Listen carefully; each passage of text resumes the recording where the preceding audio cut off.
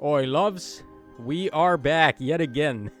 The night is still young. The night is still going. So, on Twitter, they gone ahead and posted the full-on results for the Shadows Cup as well as CYL10.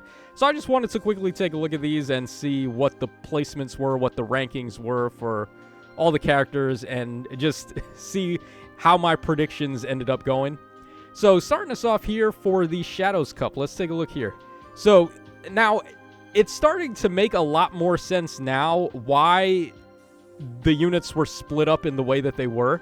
So, infantry, armor, and cavalry. You want to notice something about these? How, conveniently enough, all three of the house leaders were put in separate categories so they wouldn't have to compete with each other. Almost as if Insys knew. They knew that three houses was just going to win, right? Like, that's... And to add even more salt to the wound, to give Edelgard even more of a chance, right after the CYL Shadows Cup ended, that's when they chose to show the trailer for her in Shadows with her Shadows ult. So it's like, okay, let's not sabotage Edelgard's chances. We have this trailer for a new Edelgard unit that's coming to Shadows. Why don't we hold back on that trailer? Let's not show that while people are voting, because that may take votes away from her. Let's save it for the end of the Shadows Cup. It's like, come on, man. They fixed this shit so heavy in favor of three houses. And if you notice, the infantry division was so competitive because we had characters like Dimitri, Ike, Lucina. There were a couple of other big-name infantry units in there. I'm surprised Soren did this good, though.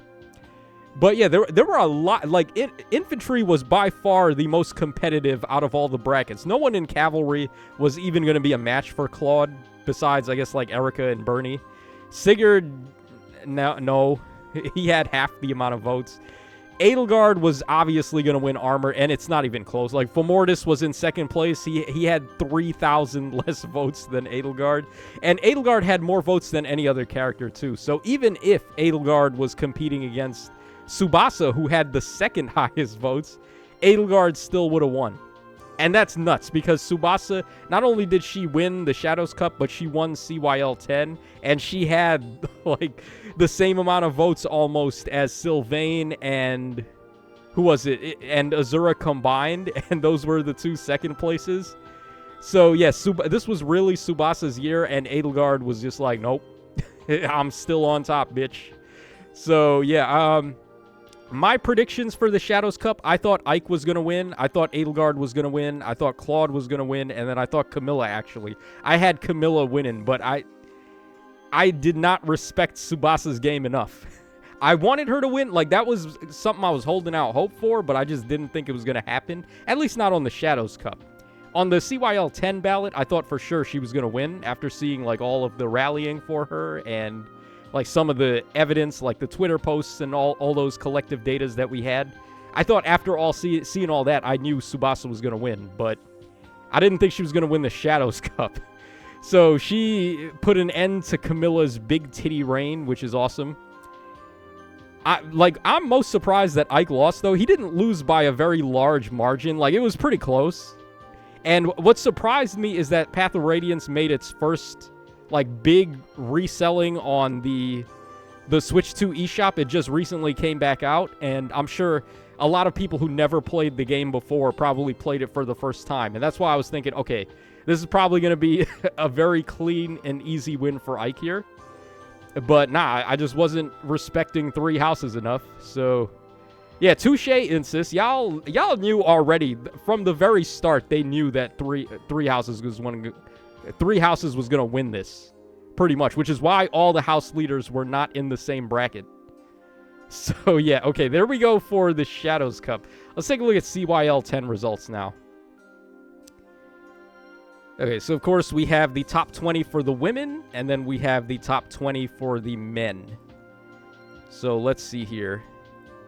How did everybody do? Okay, so starting us off for the women division, Tsubasa came in first by a landslide over Azura, but Azura still managed to make it in, and Ivy was, like, the next closest character people were expecting.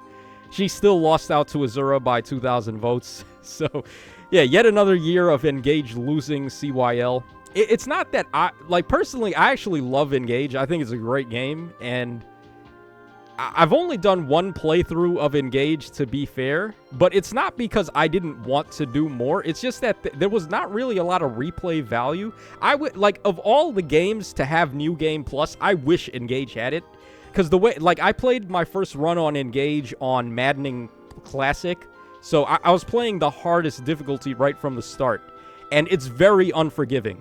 Like, damn near every single time you recruit a new character, you have to use them. You have to replace whatever you were using before for the new character, because they come in with better stats, they probably have better growth rates, so you're really just always switching out your party, and you don't really have a chance to get attached to some of the units, and experience is another thing. There's not really a way to grind experience, so, like, whatever you're getting is all gonna be locked into whatever units you choose. You're very pigeonholed into what you can use in a maddening run for Engage.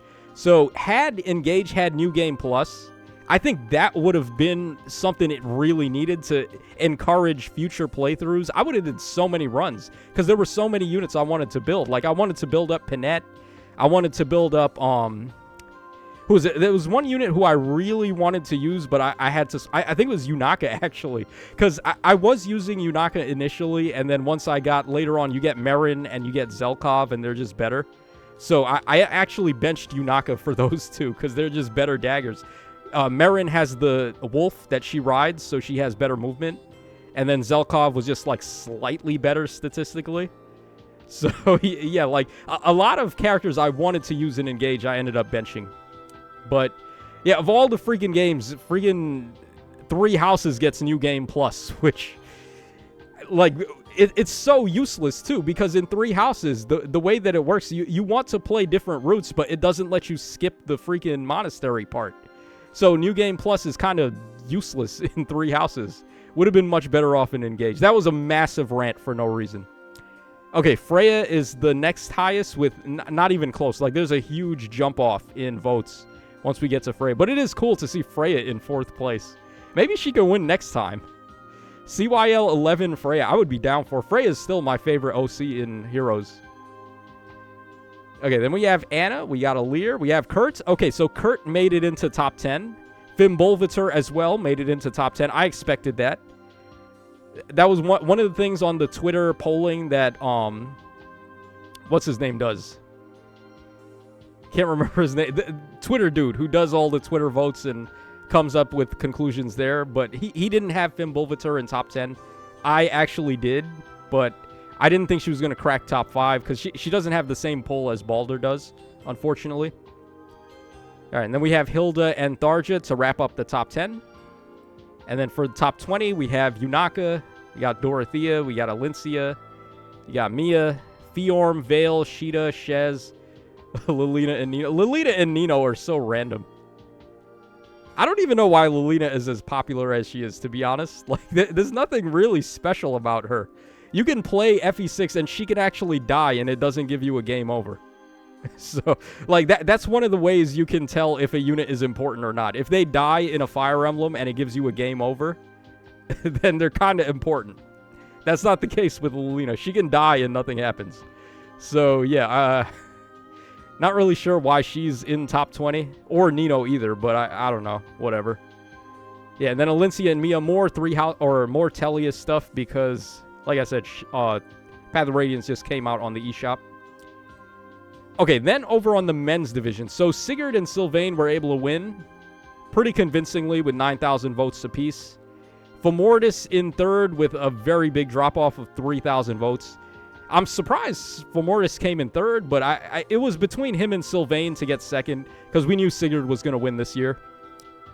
And then Black Knight in 4th place with another significant drop-off, almost over 2,000 votes there. But yeah, Tellius did come back, so it is cool to see him in top 5. And then Diamant again. The Engage cast just doesn't have the pull that we need. For, like, people want Engage to win. I would like them to win now, especially because they lost so many years in a row. Probably next year is going to be their year. I would have to say, because there's... I think the new Three Houses game, what was it called again? The Fortune's Weave game that was supposed to come out this year. It got pushed back to 2027. So I think Engage has a chance. This is like their last chance to make it in before Three Houses 2 dominates CYL again. And it does seem like they are in a decent spot to win next year. Ivy in third, Diamant in fifth. Gonna need a little bit of some help for Diamant. There's some support campaigning, but he might have a chance. All right, then we got Leaf, we got Korin, Yuri, Male Alir, Takumi. And then for top 20, we have Leon is way behind Fomortis. Wow. I wouldn't have expected him to be that far behind. Like, if Fomortis is in third, I would have thought Leon would be in, like, sixth. But, yeah, I guess he's... Yeah, Fomortis is who people really like. Then we got Male Shez, we got Ash, Itsuki, Brakut, Leo, Hubert, Alchrist, and Toma, and then Lif. So, if they were to do another TMS banner, I'm expecting Toma probably in there. Itsuki probably in there. Even though we already have Itsuki, we already have Tsubasa. But just because they don't like to gamble on banners, they don't like to put characters in that they know are not going to be, like, super popular. It's probably going to be, like, Itsuki, attuned Itsuki and rearmed Tsubasa on the banner. And then, like, 2 new characters, and it'll probably be, like, Toma and then TMS Tiki. So they're probably not even going to do Maiko. And this is where not having Tempest Trial new characters hurts us. Because we don't get a chance to get that Tempest Trial character from TMS that would have been added on the banner. So that could have been Maiko. That could have been anybody that people might have wanted. Yeah, very unfortunate. But the likelihood of another TMS banner is definitely looking a lot better now. Now that they do see that people want it, with Tsubasa winning both the Shadows Cup as well as CYL10. Hopefully, they do get another banner. So, let me know your thoughts in the comment section down below. I'm already seeing people pissed off that Three Houses won again. And I can kind of agree. Mainly, not because I didn't want them to win, but because they already have alts. Edelgard already got an alt. Although it was... The way that they handled that with the trailer being held back was very dirty. Edelgard already has a Shadows alt, and Dimitri and Ike already have Shadows alt. If someone was going to win the infantry side, I would have wanted it to be someone we haven't seen yet that doesn't have a Shadows alt, like Lucina or Azura or whoever. But, yeah, like, I'm not mad about Claude because he doesn't have a Shadows alt yet, so he's going to get a new one, and then Tsubasa, obviously. So, yeah, that's pretty much everything to cover here with the results. I wasn't really surprised by CYL10. I mean, pretty much my predictions came true for this. I predicted Tsubasa and Azura, and then also Sigurd and Sylvain, or Fomortis, and we were on the money there. So, yeah, that's going to wrap us up for this one, guys. Hope y'all enjoyed the look at the numbers here, and I will catch y'all again on the flip side.